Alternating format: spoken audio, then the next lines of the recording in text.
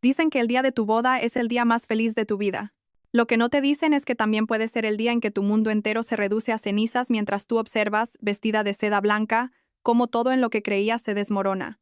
Me llamo Isabel, y esta es la historia de cómo descubrí que las dos personas en las que más confiaba en el mundo me habían estado mintiendo a la cara durante meses. Pero, más que eso, esta es la historia de lo que hice al respecto.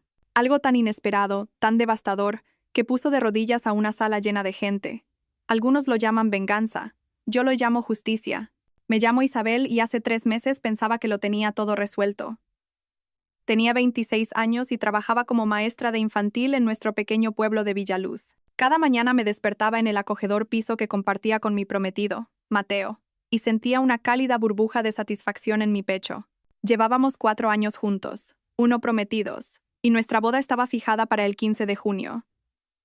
Un día de verano perfecto para una boda de verano perfecta. Mateo trabajaba en la empresa de construcción de su padre.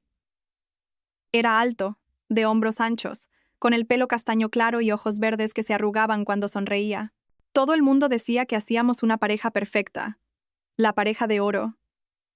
«¡Qué suerte tienes, Isabel!», me decían las madres de mis alumnos a la hora de la salida. «Mateo es todo un partidazo. Y ese anillo». Señalaban el modesto pero precioso diamante en mi dedo, aquel para el que Mateo había ahorrado durante 8 meses. Yo les creía. Creía en nosotros. Mi dama de honor era Elena, mi mejor amiga desde que teníamos 7 años. Tenía una larga melena negra que siempre parecía perfecta, incluso cuando afirmaba que acababa de levantarse de la cama. Su risa podía llenar una habitación y los hombres giraban la cabeza cuando pasaba. Pero era mi persona, la que me sujetaba el pelo cuando estaba enferma, la que se quedaba despierta toda la noche ayudándome a estudiar para las oposiciones de magisterio, la que lloró más que yo cuando mi abuela falleció hace 2 años. Cuando Mateo me pidió matrimonio fue la primera persona a la que llamé. «Dios mío, Isabel», había gritado por teléfono. «Estoy tan feliz por ti. Va a ser la boda más bonita del mundo». Se lanzó a la planificación de la boda con el entusiasmo de alguien que planea su propia celebración. Me ayudó a elegir el lugar, la antigua finca Las Rosaledas, con sus extensos jardines y su encanto señorial. Pasó horas conmigo probando tartas, eligiendo flores, escribiendo las direcciones en las invitaciones con su caligrafía perfecta porque la mía parecía la de una niña. «Te mereces esta felicidad», me dijo, apretándome la mano mientras nos sentábamos rodeadas de revistas de bodas y muestras de tela. «Eres la persona más buena que conozco, Isabel. Mateo es muy afortunado de tenerte». Confiaba en ella por completo, confiaba en los dos. Las semanas previas a la boda pasaron en un torbellino de pruebas finales, detalles de última hora y una creciente emoción. Mi familia, mamá, papá y mi hermano pequeño, Lucas, estaban locos de alegría. Mamá lloraba cada vez que miraba mi vestido colgado en el armario. Papá no paraba de ensayar su discurso de padrino frente al espejo cuando pensaba que nadie le veía. Incluso la hermana de mi abuela, mi tía abuela Pilar, había venido desde las Canarias. A sus 82 años, era más lista que el hambre y había estado casada con mi tío abuelo durante 60 años antes de que él falleciera. Tenía una forma de mirarte que te hacía sentir como si pudiera ver directamente en tu alma. «El matrimonio no va sobre el día de la boda, cariño», me dijo la noche anterior, sus manos curtidas sosteniendo las mías. «Va sobre cada día que viene después. Va sobre elegirse mutuamente cuando las cosas se ponen difíciles, cuando las mariposas se desvanecen, cuando la vida real se impone. Asegúrate de casarte con alguien que te elija a ti también». Asentí pensando que sabía exactamente a qué se refería. Mateo y yo habíamos superado tormentas antes. Habíamos superado el infarto de su padre, mi lucha por encontrar trabajo como maestra, el estrés de ahorrar para una casa. Éramos sólidos. Estábamos listos. Me dormí esa noche con una sonrisa en la cara, soñando con caminar hacia el altar, hacia mi futuro. El 15 de junio amaneció brillante y despejado, con la brisa justa para que el calor del verano no fuera agobiante. Me desperté en mi dormitorio de la infancia, donde había pasado la noche según la tradición. La luz del sol entraba a raudales por las cortinas de encaje que mamá había colgado cuando yo tenía 12 años. Y por un momento me sentí como una niña de nuevo, segura, amada y llena de sueños. Entonces lo recordé. Hoy era el día de mi boda. La casa ya bullía de actividad. Oía a mamá en la cocina, probablemente cocinando por estrés comida suficiente para un regimiento. Papá estaba al teléfono con alguien, su voz con ese tono particular que usaba cuando intentaba resolver un problema. Lucas estaba en la ducha, cantando desafinado como siempre. Me estiré, sintiéndome sorprendentemente tranquila. Toda la planificación estaba hecha. Todas las decisiones, tomadas. Hoy, todo lo que tenía que hacer era presentarme y casarme con el hombre que amaba. Mi móvil vibró en la mesita de noche. Un mensaje de Mateo. Buenos días, preciosa. Estoy deseando verte en el altar. Te quiero. Sonreí y le contesté. Yo también te quiero. Nos vemos pronto, marido. Otra vibración. Esta vez de Elena. Día de la boda. Estoy tan emocionada que apenas he dormido. Me están peinando ahora. En cuanto acabe, voy para ayudarte a prepararte. Esto va a ser perfecto. La mañana pasó volando en un torbellino de rulos, brochas de maquillaje y risas nerviosas. La fotógrafa llegó a las 10, capturando cada momento mientras mis damas de honor Elena, mi prima Clara y la hermana de Mateo, Inés, me ayudaban a transformarme de la Isabel somnolienta a una novia. Mi vestido era todo lo que había soñado. Sencillo pero elegante, con delicadas mangas de encaje y una falda vaporosa que me hacía sentir como una princesa. Cuando me miré en el espejo, apenas me reconocí. «Ay, cariño», susurró mamá con las lágrimas ya asomando. «Estás absolutamente radiante». La tía abuela Pilar estaba sentada en un rincón, observándolo todo con esos ojos agudos suyos. Cuando nuestras miradas se encontraron en el espejo, sonrió. Pero algo en su expresión me hizo dudar. Desapareció tan rápido que pensé que lo había imaginado. Para el mediodía, ya estábamos subiendo a los coches para dirigirnos a la finca Las Rosaledas. La ceremonia estaba programada para las 14, con las fotos empezando a las 13. Todo iba perfectamente según lo previsto. El lugar parecía sacado de un cuento de hadas. Rosas blancas y paniculata adornaban cada superficie. Las sillas estaban dispuestas en filas perfectas frente al cenador donde Mateo y yo intercambiaríamos nuestros votos. La carpa para el banquete ya estaba montada en el jardín, con mesas redondas cubiertas de manteles blancos impecables y centros de mesa que Elena y yo habíamos tardado 3 horas en preparar la noche anterior. «Es perfecto», suspiré, asimilándolo todo. «Tú estás perfecta», dijo Elena, apretándome el brazo. «Mateo se va a quedar sin palabras cuando te vea». Teníamos 1 hora antes de la ceremonia, así que me instalé en la suite nupcial para retocarme el maquillaje y calmar los nervios. La fotógrafa estaba capturando a los padrinos mientras se preparaban en un edificio separado, y me encontré preguntándome qué estaría haciendo Mateo en ese momento. ¿Estaría nervioso? ¿Emocionado? ¿Sentiría la misma sensación de certeza que yo? ¿Como si todo en nuestras vidas nos hubiera llevado a este momento? A las 13:30, Elena se disculpó para comprobar las flores y asegurarse de que los músicos estuvieran listos. «Vuelvo enseguida», prometió. «No te atrevas a estropearte ese pintalabios mientras no estoy». A las 13:45 sonó mi teléfono. Era mi organizadora de bodas, Marta. «Isabel, cariño, tenemos una pequeña situación», dijo, con la voz cuidadosamente controlada. «El novio parece que llega unos minutos tarde. No hay de qué preocuparse. Solo quería avisarte». Una punzada de ansiedad se agitó en mi estómago. ¿Tarde? Mateo nunca llega tarde. ¿Ha pasado algo? Estoy segura de que no es nada. Quizás el tráfico o nervios de última hora. Los hombres a veces necesitan unos minutos extra para serenarse. Simplemente retrasaremos el inicio 15 minutos. Colgué, intentando quitarme la preocupación de encima. Mateo probablemente solo estaba nervioso. Era normal. Las bodas nunca empezaban exactamente a tiempo. A las 14, Marta volvió a llamar. «Isabel, vamos a tener que retrasarlo un poco más. El novio todavía no ha llegado, y no conseguimos localizarlo en su móvil». Ahora la punzada se había convertido en un nudo en toda regla. «¿Cómo que no podéis localizarlo? ¿Dónde está su padrino? ¿Dónde está su padre? Están aquí y están intentando encontrarlo». Estoy segura de que hay una explicación perfectamente razonable. Intenté llamar a Mateo yo misma, directo al buzón de voz. Intenté enviarle un mensaje. Sin respuesta. «¿Dónde está Elena?», le pregunté a Clara, que me rodeaba cerca, con cara de preocupación. Fue a revisar las cosas hace 20 minutos. El rostro de Clara palideció. «No la he visto desde que se fue». El nudo en mi estómago se apretó. Intenté llamar a Elena. Directo al buzón de voz. A las 14:15, los invitados empezaban a impacientarse. Podía oír el murmullo de voces confusas que llegaba desde la zona de la ceremonia. Mis padres aparecieron en la puerta, sus rostros tensos por la preocupación y una ira apenas contenida. «Cariño», dijo papá con cuidado. «Vamos a solucionar esto. Tiene que haber una explicación», pero yo ya me estaba moviendo, mi mente corriendo a toda velocidad. Mateo y Elena, ambos desaparecidos, ambos sin contestar a sus teléfonos. En el día de mi boda. El hotel, dije de repente. Mateo cogió una habitación en el hotel anoche.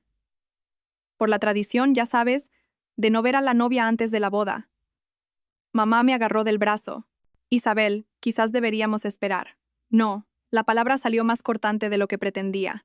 Necesito saber dónde está mi prometido. Necesito saber por qué no está aquí. La Posada del Sol estaba a 5 minutos en coche de la finca. Recogí mi falda y marché hacia el coche, con mi familia siguiéndome como patitos preocupados. La tía abuela Pilar apareció a mi lado, moviéndose sorprendentemente rápido para su edad.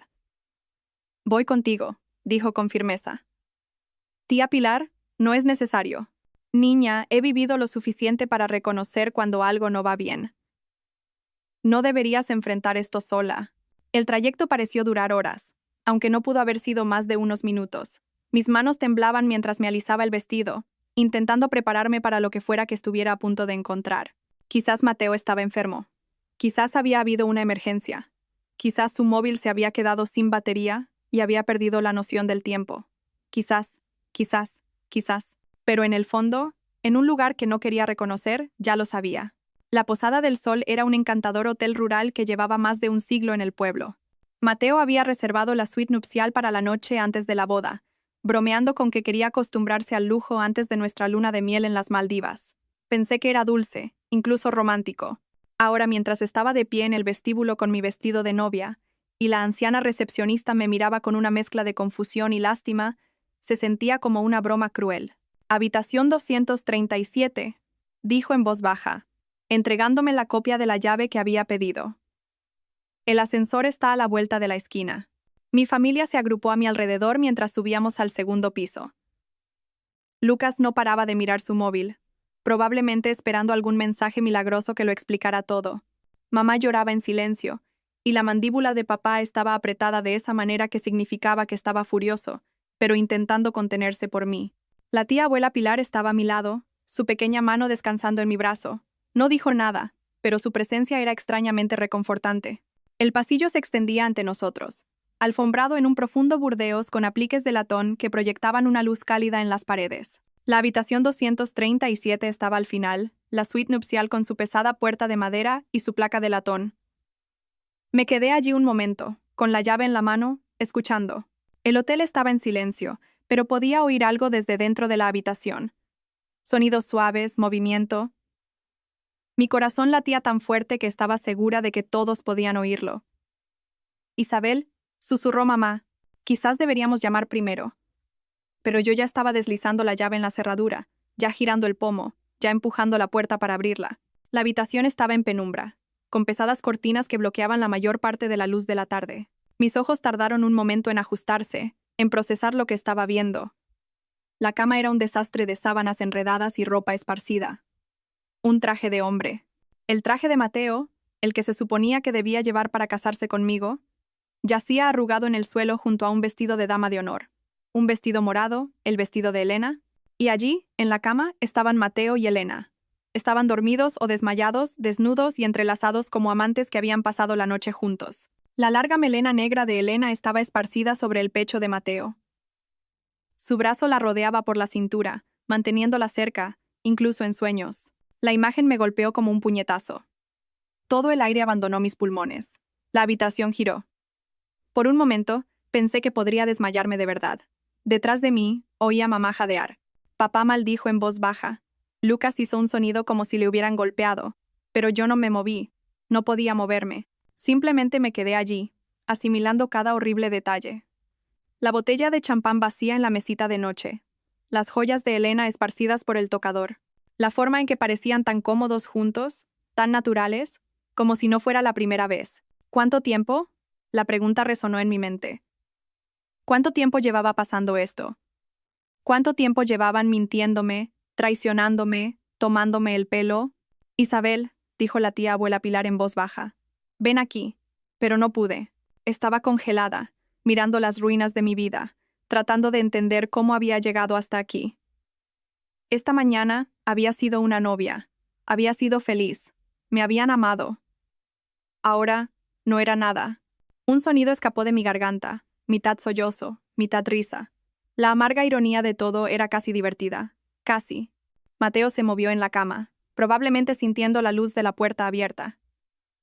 Sus ojos se abrieron de golpe, desenfocados y confusos. Le tomó un momento darse cuenta de dónde estaba, de lo que estaba sucediendo.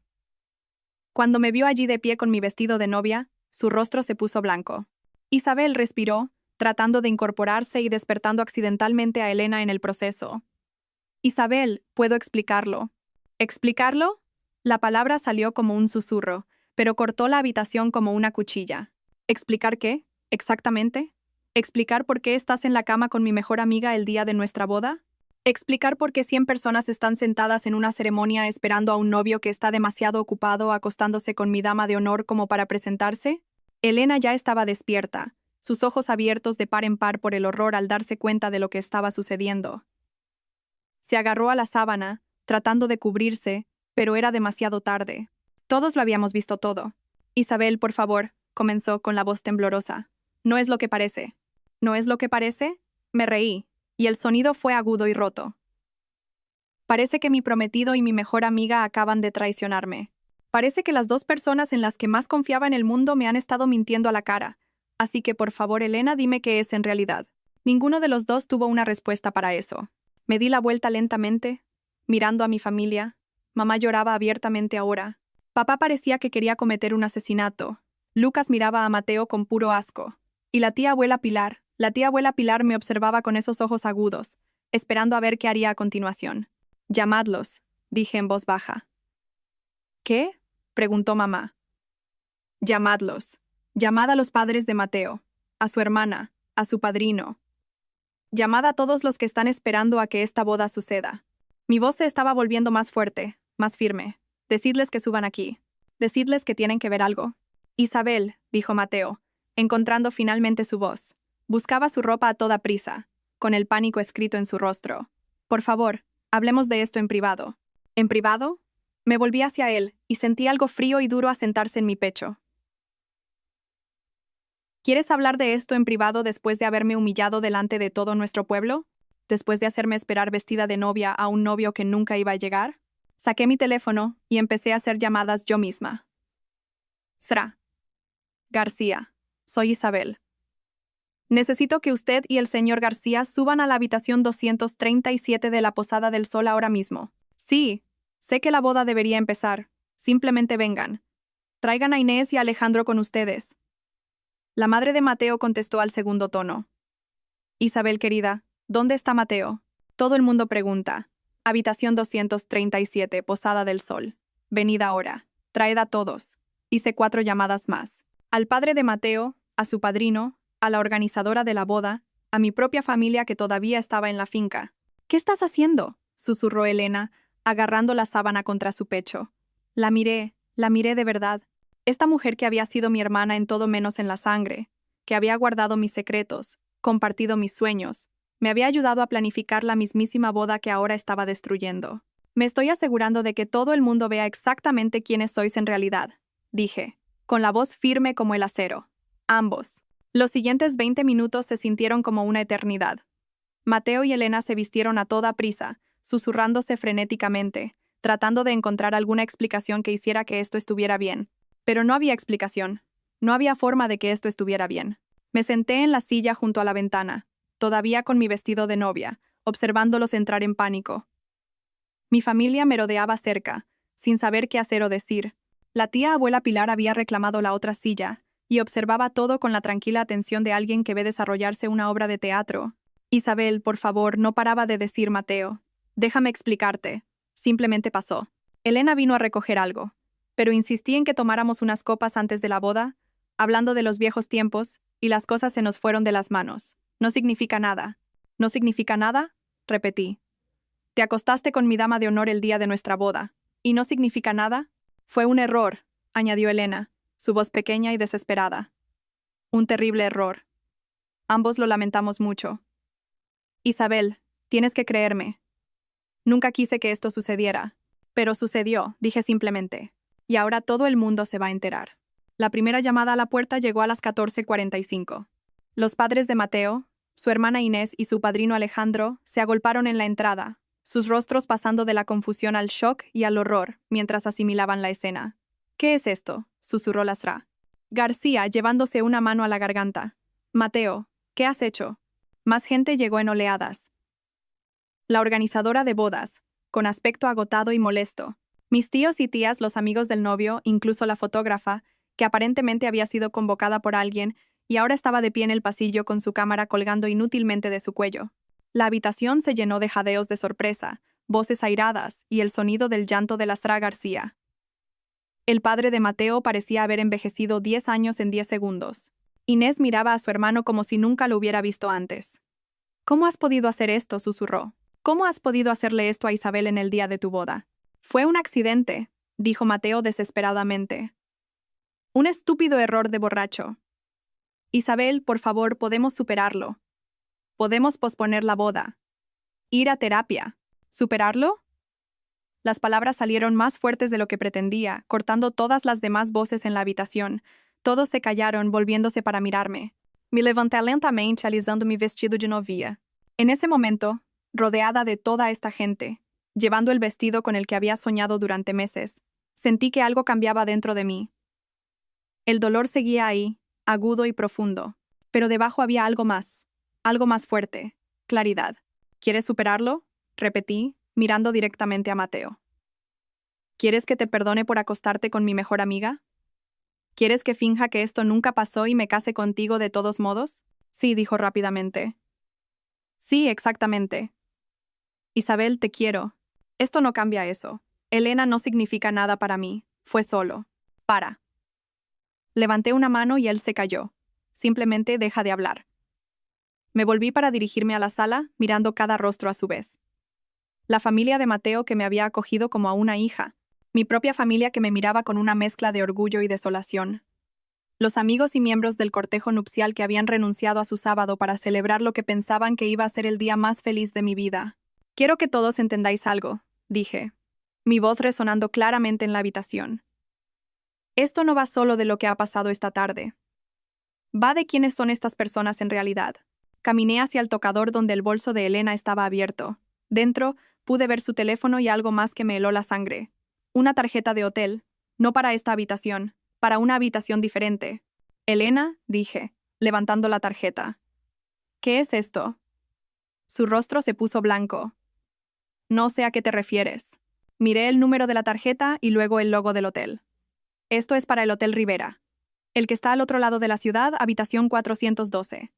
Me volví hacia Mateo. ¿No es ahí donde te alojaste el mes pasado cuando dijiste que ibas a visitar a tu amigo de la universidad en la ciudad? El silencio en la habitación era ensordecedor. ¿Y esta? Continué, sacando otra tarjeta de más adentro de su bolso. El Gran Hotel Central, habitación 203, de hace 3 semanas, cuando dijiste que tenías esa conferencia de trabajo, Mateo.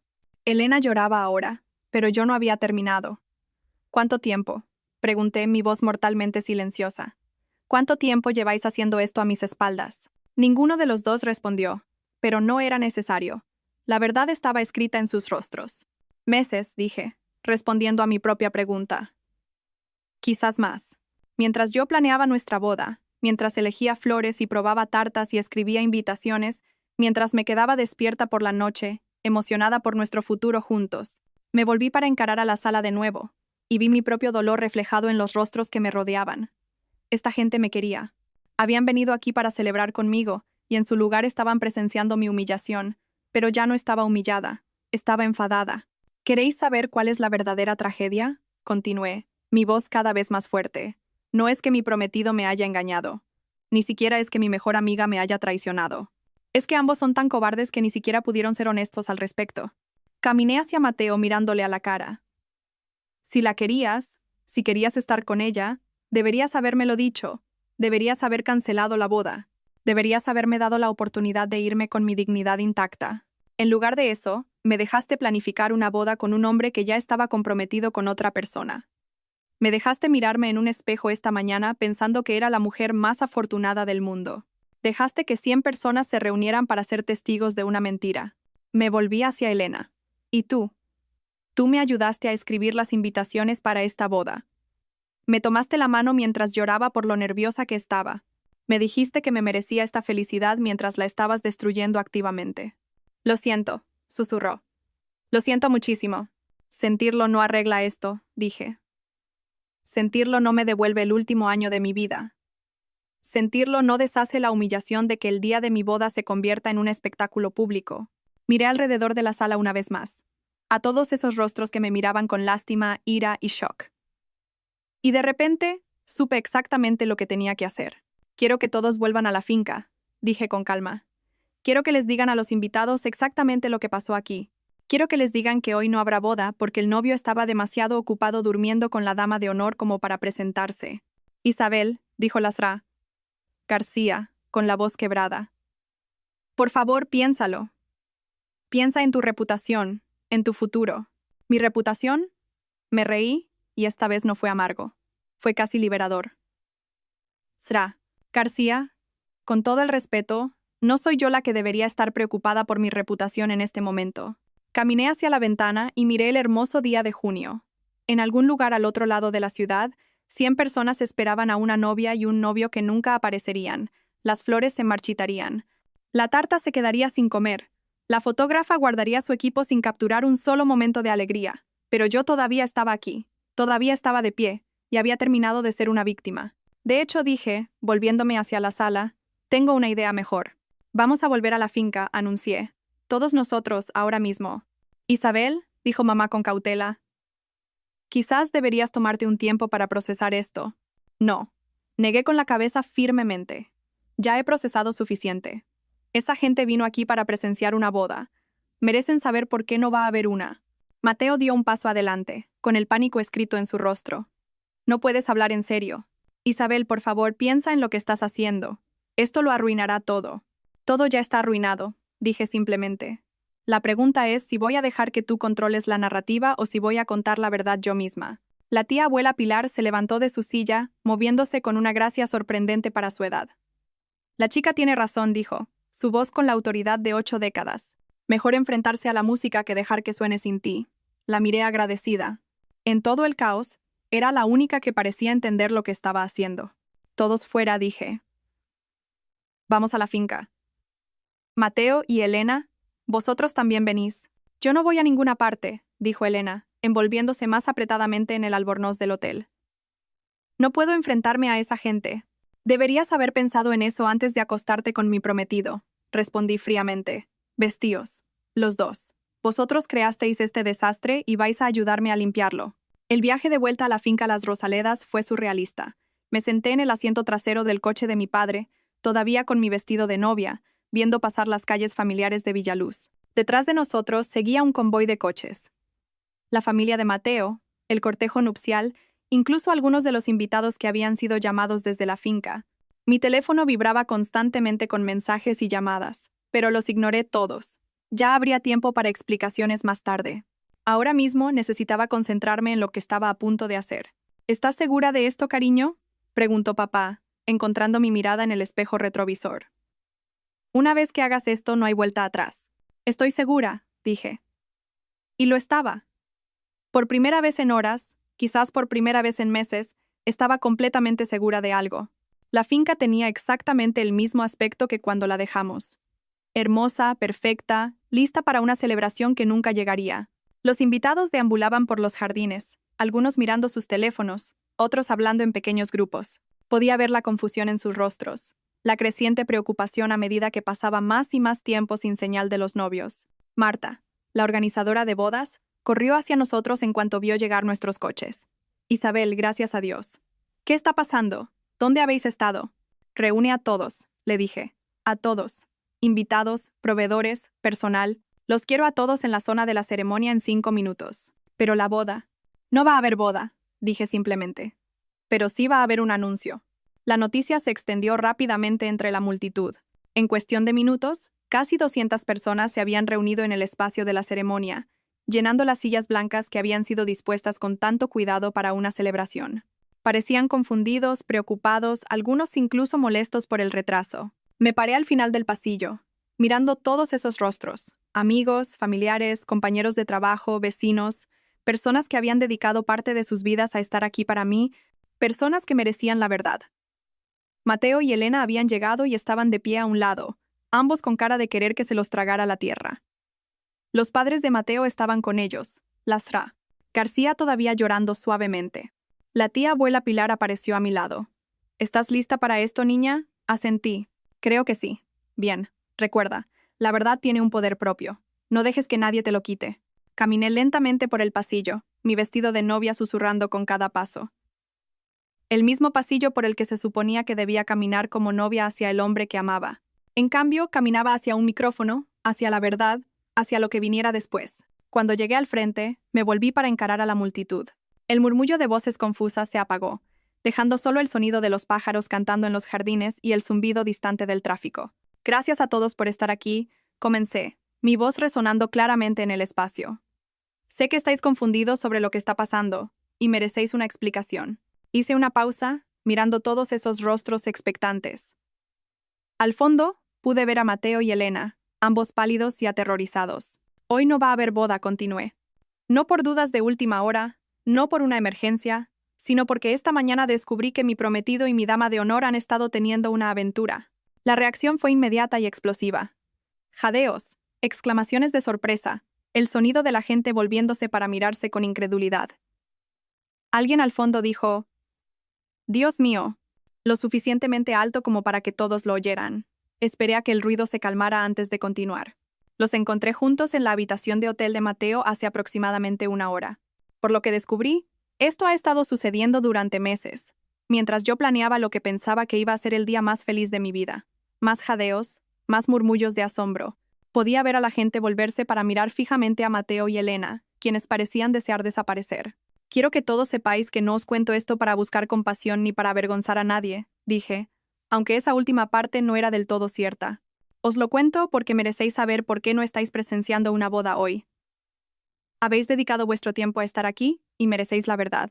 Respiré hondo sintiendo el peso de lo que estaba a punto de decir. Pero también quiero que sepáis otra cosa. Este no es el final de mi historia. Es solo el final de un capítulo. Un capítulo que francamente me alegro de cerrar. Me volví para mirar directamente a Mateo y Elena. Veréis, hoy me he dado cuenta de algo. Me he dado cuenta de que no quiero casarme con alguien que podría mentirme a la cara durante meses. No quiero construir una vida con alguien que podría traicionarme con mi mejor amiga y luego presentarse a nuestra boda como si nada. No quiero estar atada a alguien que tiene tan poco respeto por mí que me humillaría delante de todos los que me importan. Mi voz se fortalecía, más segura con cada palabra. Y Elena, continué, volviéndome hacia mi antigua mejor amiga. Me he dado cuenta de que no quiero a alguien en mi vida que pueda sonreírme mientras me apuñala por la espalda. Alguien que pueda ayudarme a planificar mi boda mientras la destruye activamente. Alguien que pueda mirarme a los ojos y mentir con tanta facilidad. La multitud estaba completamente en silencio ahora, pendiente de cada palabra. Así que, esto es lo que va a pasar, dije, mi voz sonando clara y fuerte. Estáis todos invitados a quedaros para el banquete. La comida está pagada. La banda está aquí, y, sinceramente, me vendría bien una fiesta ahora mismo. Vamos a celebrar el hecho de que he esquivado la bala más grande de mi vida. Algunas personas se rieron con eso, y sentí una oleada de algo que podría haber sido alegría. Pero, Mateo y Elena, vosotros no estáis invitados. De hecho, no quiero volver a veros nunca más. Me habéis mostrado exactamente quiénes sois, y os creo. Me volví de nuevo a la multitud. Quiero agradeceros a todos por estar aquí hoy. No por la boda que no sucedió, sino por ser testigos del momento en que me elegí a mí misma por encima de personas que no me merecían. Por ser testigos del momento en que decidí que mi felicidad no depende de la aprobación o el amor de nadie más. Hice una pausa, mirando todos esos rostros. Algunos lloraban, otros sonreían, algunos todavía estaban en shock, pero todos me miraban con algo que parecía respeto. Y a cualquiera que pueda encontrarse en una situación como la mía algún día, recordad esto. Merecéis algo mejor que alguien que os haga cuestionar vuestro valor. Merecéis algo mejor que alguien que os mienta. Merecéis algo mejor que alguien que prefiera heriros a ser honesto con vosotros. Di un paso atrás del micrófono y luego otro hacia adelante. Ah, y una cosa más dije, mirando directamente a Mateo. El anillo. Me quité el anillo de compromiso del dedo. El anillo para el que había ahorrado durante 8 meses. El anillo que había admirado todos los días durante un año. Lo sostuve en alto para que todos pudieran verlo. Esto te pertenece, dije, pero no te lo voy a devolver. Me di la vuelta y lancé el anillo con todas mis fuerzas hacia el estanque al borde de la propiedad. Trazó un arco en el aire, capturando la luz del sol por un instante antes de desaparecer en el agua con un pequeño chapoteo. La multitud estalló. Algunos vitorearon, otros jadearon, algunos incluso aplaudieron. Oí a alguien al fondo gritar: Así se hace, Isabel, y a pesar de todo, sonreí. Mateo dio un paso adelante, su rostro rojo de ira y vergüenza. Isabel, no puedes simplemente. Puedo, dije simplemente. Y lo he hecho. Miró a su alrededor, a todos los rostros que lo miraban fijamente, a la mezcla de asco y decepción en los ojos de la gente. Su propia familia lo miraba como si no lo reconocieran. Esto es una locura, dijo desesperadamente. Está siendo completamente irracional. Podemos arreglarlo. No, dije con firmeza, no podemos. ¿Y sabes qué? No quiero. Me volví hacia Elena, que ahora lloraba abiertamente. Espero que valiera la pena, dije en voz baja, lo suficientemente alto para que ella lo oyera. Espero que lo que sea que pensabas que estabas consiguiendo valiera la pena perder a la persona que más te quería en este mundo. El rostro de Elena se derrumbó por completo. Isabel, por favor, no lo entiendes. Nunca quise que esto pasara. Te quiero como a una hermana. Las hermanas no se hacen esto, la interrumpí. Las hermanas no te sonríen a la cara mientras destruyen tu vida a tus espaldas. Tomaste tu decisión, Elena. Ahora vive con ella. Me volví de nuevo a la multitud, sintiéndome más ligera de lo que me había sentido en horas. Quizás más ligera de lo que me había sentido en meses. Y ahora dije, mi voz con una nota de genuina felicidad por primera vez en todo el día. ¿Quién quiere fiesta? Lo que sucedió después fue algo que nunca podría haber predicho. La multitud no se dispersó. No se fueron torpemente, avergonzados por el espectáculo que habían presenciado. En cambio, se unieron a mi alrededor de una manera que me dejó sin aliento. Mi prima Clara fue la primera en moverse. Subió al frente, cogió el micrófono y anunció: «Habéis oído a la novia. Esta es oficialmente la mejor fiesta de bala esquivada en la historia de Villaluz». La banda, que había estado de pie torpemente a un lado durante mi discurso, de repente se lanzó a tocar Sobreviviré. La ironía no pasó desapercibida para nadie, y la multitud comenzó a reír y a vitorear. Mateo y Elena intentaron irse en silencio, pero tuvieron que atravesar la multitud para llegar al aparcamiento. El silencio que lo siguió fue ensordecedor. Nadie dijo una palabra, pero el juicio era claro en cada rostro que pasaban. Lastra. García se detuvo frente a mí antes de seguir a su hijo. Sus ojos estaban rojos de llorar y parecía haber envejecido 10 años en la última hora. Isabel, dijo en voz baja, lo siento muchísimo. Pensé que lo había educado mejor. Lo hizo, dije con amabilidad. Esto no es su culpa, Sra. García, es usted una mujer maravillosa y crió a Inés para ser increíble. A veces, la gente simplemente elige ser menos de lo que podría ser. Me abrazó, esta mujer que se suponía que iba a ser mi suegra, y susurró: «Vas a estar bien, cariño. Mejor que bien». Inés se quedó después de que sus padres se fueran. La hermana de Mateo siempre había sido más una amiga para mí que una futura cuñada, y el dolor en sus ojos era casi tan difícil de soportar como todo lo demás. No tenía ni idea, dijo, con lágrimas corriendo por su rostro. Isabel, te lo juro, no tenía ni idea de que esto estaba pasando. Lo sé, dije abrazándola con fuerza. Sé que no lo sabías. Estoy tan avergonzada de él, susurró. Ya ni siquiera sé quién es. Sigue siendo tu hermano, dije. Eso no cambia. Pero no tienes que defender lo que hizo. Nunca lo haría, dijo con fiereza. Nunca. Lo que hizo fue imperdonable. A medida que avanzaba la tarde, algo mágico sucedió. Lo que debería haber sido el peor día de mi vida se estaba convirtiendo en algo completamente diferente. La celebración que se suponía que conmemoraría mi matrimonio se convirtió en una celebración de mi libertad, mi fuerza, mi negativa a aceptar menos de lo que merecía. La gente compartía historias de sus propias experiencias cercanas, sus propios momentos de esquivar balas. Mi tío abuelo contó a todos la vez que casi se casa con una mujer que resultó estar ya casada. Una compañera de trabajo compartió cómo descubrió que su exprometido le estaba robando dinero de su cuenta de ahorros. «Por Isabel», gritó alguien, levantando una copa de cava, «por enseñarnos a todos lo que es la verdadera fortaleza». El brindis fue secundado por toda la multitud. «Por Isabel». Me encontré riendo de verdad por primera vez en horas, rodeada de gente que me quería, gente que me apoyaba, gente que veía mi valor, incluso cuando yo misma luchaba por verlo. La tía abuela Pilar apareció a mi lado mientras el sol comenzaba a ponerse, pintando el cielo en tonos rosados y dorados. «¿Cómo lo llevas, niña?», preguntó. «Mejor de lo que esperaba», dije honestamente. Pensé que estaría devastada, pensé que estaría rota. Y en cambio, consideré la pregunta, mirando la fiesta que había estallado espontáneamente a mi alrededor. En cambio, me siento libre. Como si hubiera estado conteniendo la respiración durante meses y finalmente pudiera exhalar. Ella sintió con conocimiento. «Eso es porque te estabas conformando, cariño. Estabas aceptando menos de lo que merecías porque pensabas que era lo mejor que podías conseguir. ¿Era tan obvio? Para alguien que lleva 82 años observando a la gente, sí. Me dio una palmadita suave en el brazo. Eres un alma buena, Isabel. Demasiado buena a veces. Ves lo mejor en las personas incluso cuando te están mostrando lo peor. Es una cualidad hermosa, pero también puede ser peligrosa. Entonces, ¿qué hago ahora?, pregunté. Vivir, dijo simplemente. Vives tu vida para ti misma, no para las expectativas de los demás. Descubres qué te hace feliz, qué te hace sentir viva, qué te hace sentir orgullosa de ser quien eres. Y nunca más te conformas con menos de lo que mereces. A medida que avanzaba la noche, me encontré pensando en sus palabras. Durante el último año, quizás más, había estado tan centrada en la boda, en la idea de estar casada, en lo que todos esperaban de mí, que había perdido de vista lo que realmente quería. ¿Acaso quería casarme con Mateo? ¿O simplemente quería estar casada? Punto.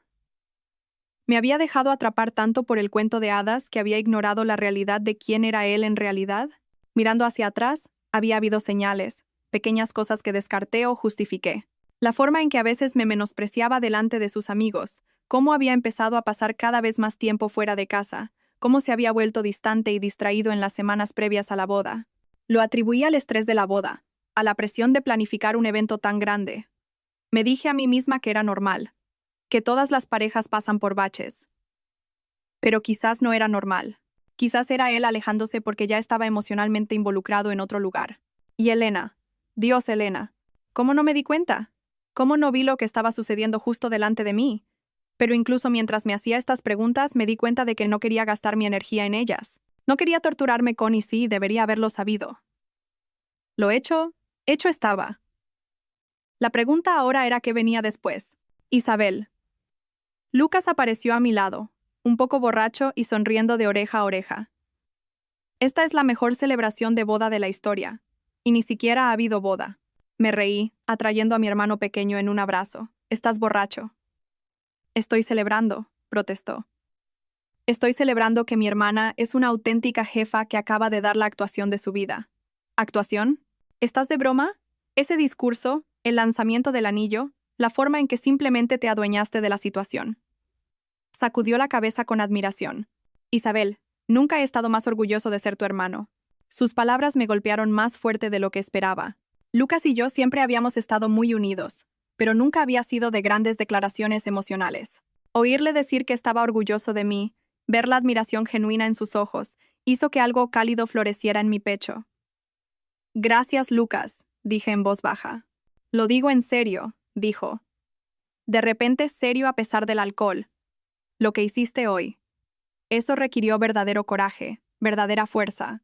Y quiero que sepas que te cubro las espaldas, pase lo que pase. Todos lo hacemos. Miré a mi alrededor, a la fiesta que seguía en pleno apogeo. Mis padres bailaban un lento, abrazados y mirándome con tanto amor y orgullo que se me hizo un nudo en la garganta. Mis primos y amigos reían y hablaban, creando nuevos recuerdos para reemplazar los que habían sido manchados.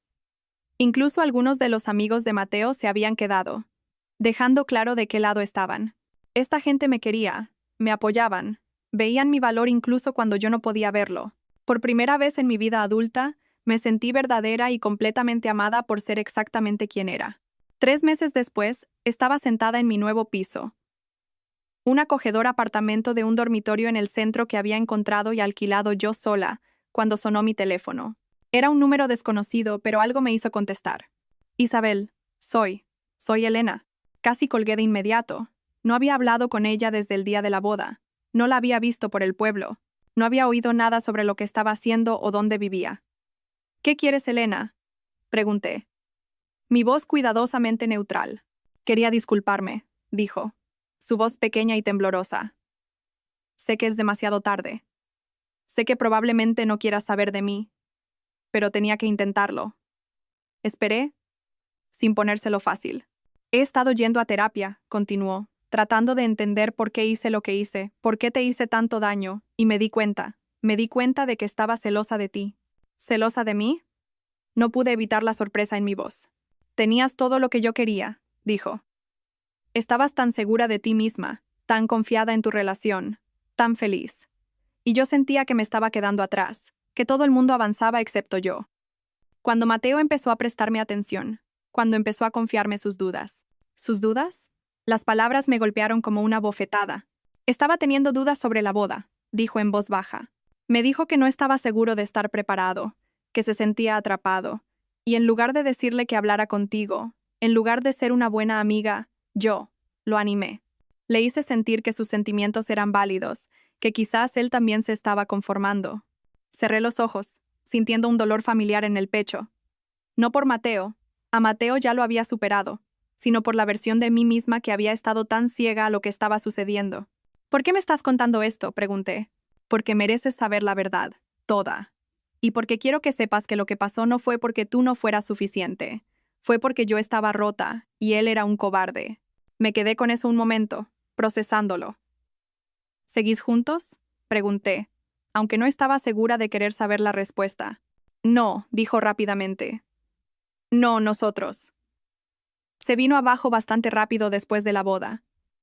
Resulta que cuando construyes una relación sobre la traición a otra persona, no tiene una base muy sólida.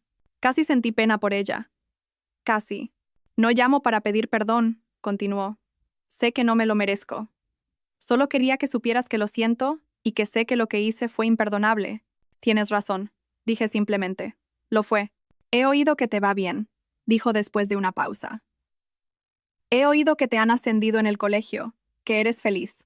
Lo soy, dije, y me di cuenta de que era completamente cierto. Realmente lo soy.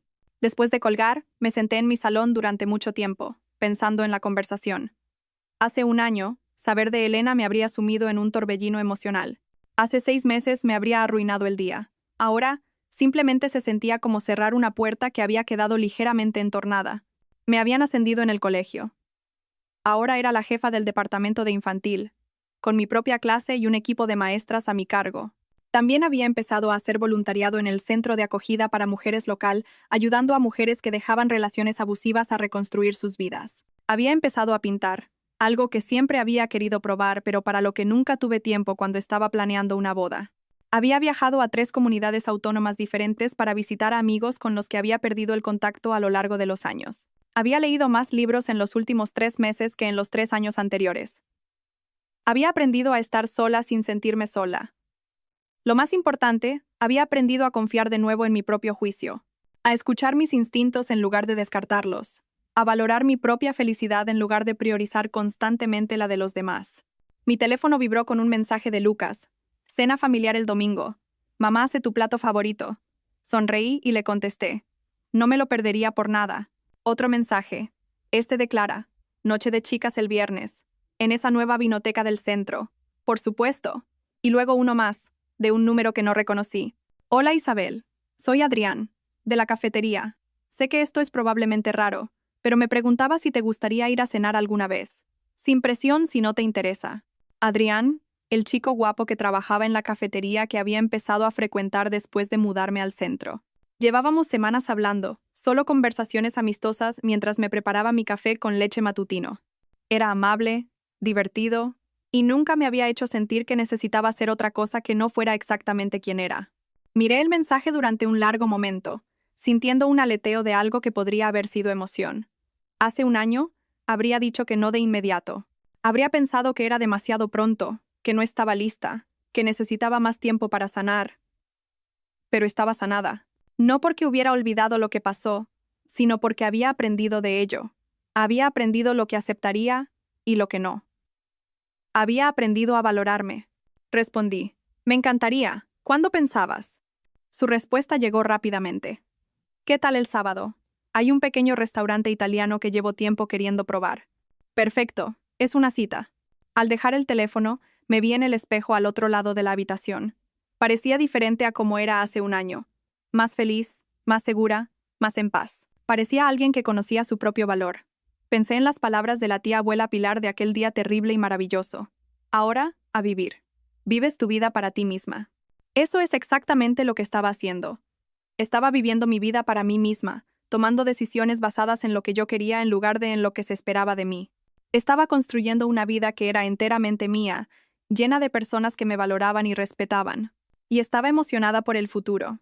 No por quién podría estar en él, sino por en quién me estaba convirtiendo. La chica que se había parado en la puerta de esa habitación de hotel con su vestido de novia, Viendo cómo su mundo se desmoronaba, se había ido.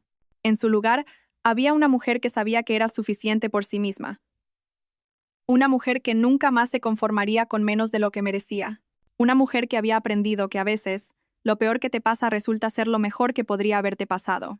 Sonreí a mi reflejo, levanté una copa imaginaria y susurré. Por Isabel. Por elegirse a sí misma.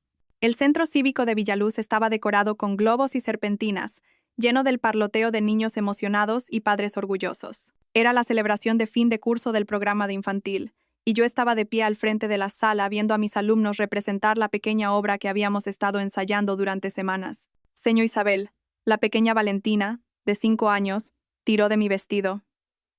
¿Viste que me acordé de todas mis frases? Lo vi, dije, agachándome a su nivel. Estuviste absolutamente perfecta. Mientras la celebración terminaba y los padres recogían a sus hijos, sentí una familiar sensación de satisfacción. Esto era lo que estaba destinada a hacer. Enseñar a estos niños, verlos crecer y aprender, ser parte de su viaje. Me llenaba de una alegría que no tenía nada que ver con la aprobación de nadie más. Isabel, me giré para ver a mi directora, Lasra Torres, acercándose con una sonrisa. Maravilloso trabajo hoy. Los padres están encantados con el programa. Gracias, dije. Los niños trabajaron muy duro. Quería que supieras, continuó, que ha llamado la delegación provincial. Están buscando a alguien para dirigir la nueva iniciativa de desarrollo de la primera infancia.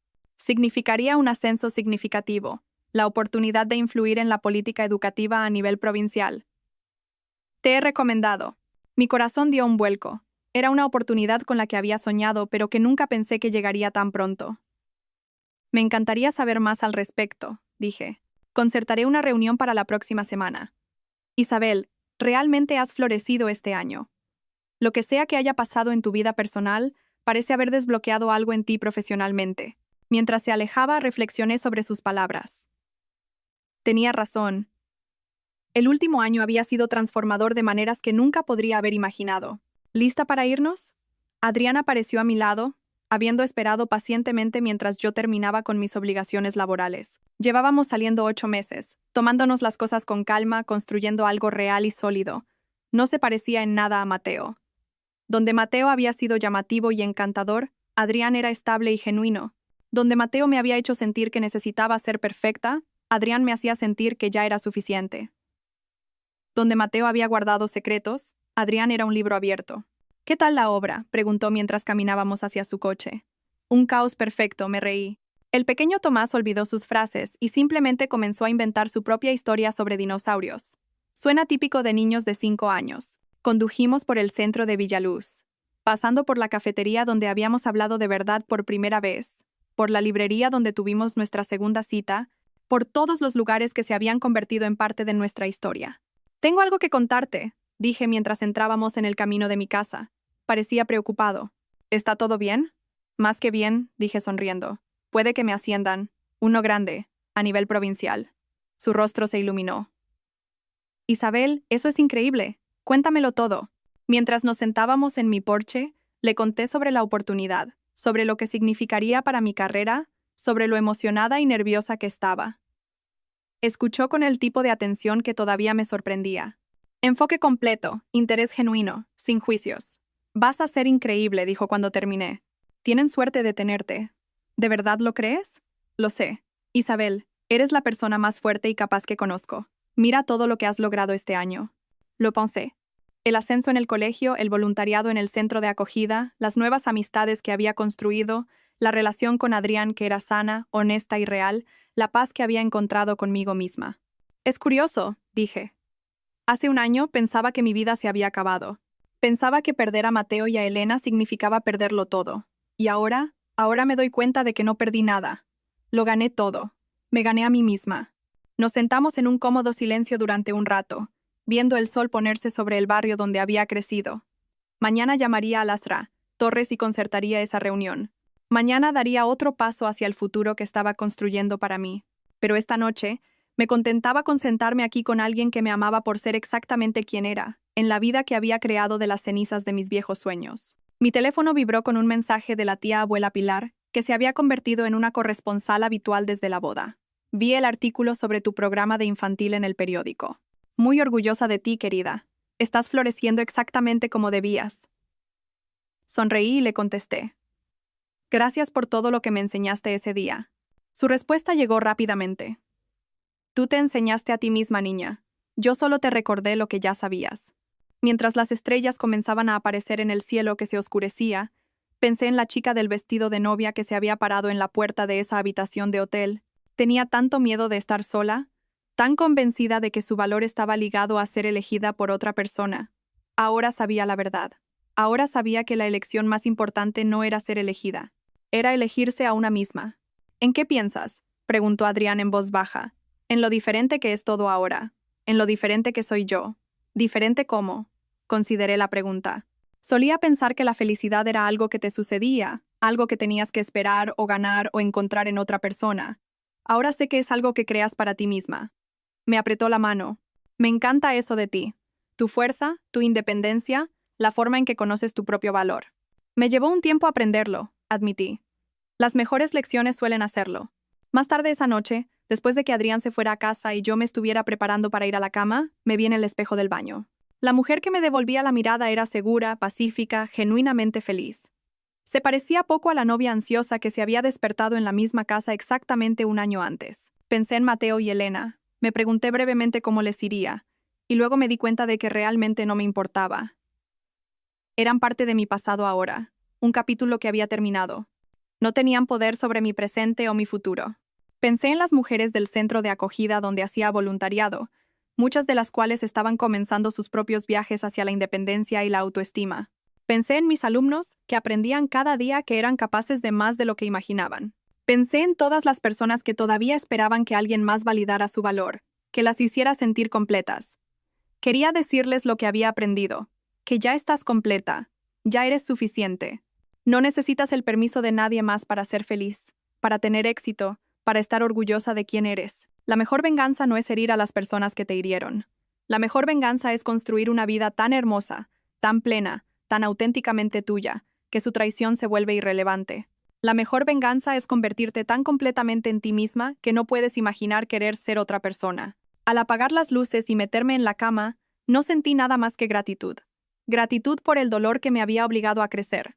Gratitud por la traición que me había liberado. Gratitud por la fuerza que descubrí en mi momento más oscuro. Y gratitud por la vida que estaba viviendo ahora. Una vida que era enteramente mía, construida bajo mis propios términos, llena de personas que veían mi valor y me lo reflejaban. Me dormí sonriendo, emocionada por el mañana, por la entrevista para el ascenso, por el futuro que estaba creando, una elección a la vez. La chica que había necesitado a alguien más para completarla se había ido. En su lugar, había una mujer que ya estaba completa, ya era suficiente, ya era exactamente quien estaba destinada a ser. Y esa mujer era imparable. 6 meses después, conseguí el ascenso. Un año después, aparecí en una revista nacional de educación por mis programas innovadores. Adrián y yo nos mudamos juntos, pero solo después de largas conversaciones sobre mantener nuestra independencia y apoyar los sueños del otro. Nunca volví a ver a Mateo ni a Elena, aunque oí por ahí que ambos se habían ido del pueblo. Les deseé lo mejor, sinceramente. Su traición había sido el catalizador de lo mejor que me había pasado nunca, aprender a quererme y valorarme a mí misma. A veces la gente me pregunta si me arrepiento de no haberme casado ese día. Si alguna vez me pregunto qué habría pasado si hubiera intentado arreglar las cosas con Mateo, la respuesta es simple. No puedo arrepentirme del camino que me llevó a mí misma. La boda que nunca fue resultó ser el comienzo de la vida que siempre estuve destinada a vivir. Y esa vida es más hermosa que cualquier cuento de hadas que pudiera haber imaginado.